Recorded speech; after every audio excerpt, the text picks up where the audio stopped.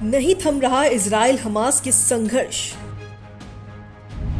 Israel ने किए हवाई हमले तो हमास ने दागे रॉकेट।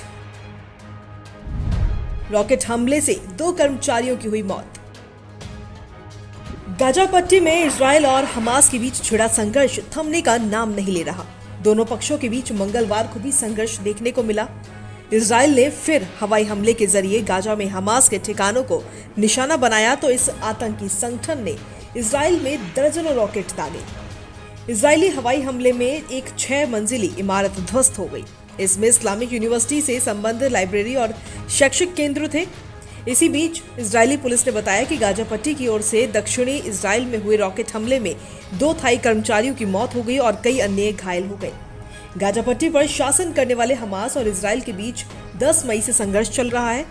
ये संघर्ष उस समय शुरू हुआ था जब आतंकी संगठन हमास ने फिलिस्तीनियों के विरोध प्रदर्शन के समर्थन में यरूशलेम की ओर से लंबी दूरी तक वार करने वाली मिसाइलें दागी थी।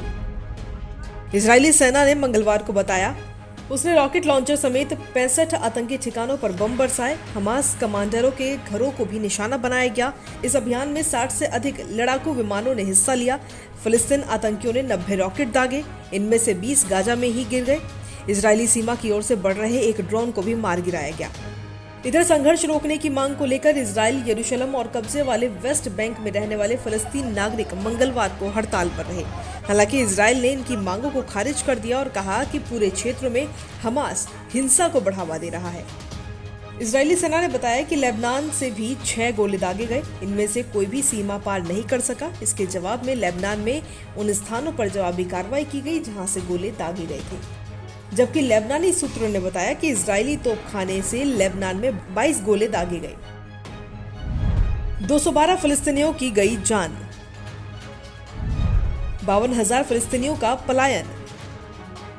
गाजा स्वास्थ्य मंत्रालय के अनुसार अब तक के हवाई हमलों में 61 बच्चों और 36 महिलाओं समेत 212 फिलिस्तीनियों की मौत हुई है, जबकि इजराइल में एक बच्चे और एक सैनिक समेत 10 की जान गई है। संयुक्त राष्ट्र के मानवीय मामलों की एजेंसी ने बताया कि इजरायली हवाई हमले के चलते 52,000 से अधिक फिलिस्तीनियों ने पलायन किया है। हमले से गाजा पट्टी में 6 अस्पतालों और 9 प्राइमरी हेल्थ केयर सेंटर समेत करीब 450 इमारतें ध्वस्त या क्षतिग्रस्त हो गई हैं। गाजा में दिल दहलाने वाली स्थिति है। इजराइल के आत्मरक्षा अधिकार का बाइडेन ने किया समर्थन। अमेरिका के राष्ट्रपति जो बाइडेन ने इजराइल के प्रधानमंत्री बेंजामिन नेतन्याहू से फोन पर बात की और रॉकेट हमलों के खिलाफ इस देश के आत्मरक्षा के अधिकार का समर्थन किया। व्हाइट हाउस ने कहा, राष्ट्रपति के संघर्ष विराम के प्रयास का समर्थन किया है। इस मुद्दे पर मिस्र और दूसरे साझेदार देशों के साथ चर्चा की है। इजराइल को निर्दोष नागरिकों की सुरक्षा सुनिश्चित करने के लिए हर संभव प्रयास करने को कहा गया है। Bureau report, Punjab Kesari.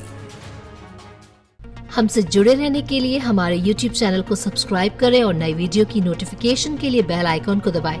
अगर आप ये वीडियो Facebook पर देख रहे हैं तो लाइक जरूर करें और ज्यादा से ज्यादा शेयर करें। धन्यवाद।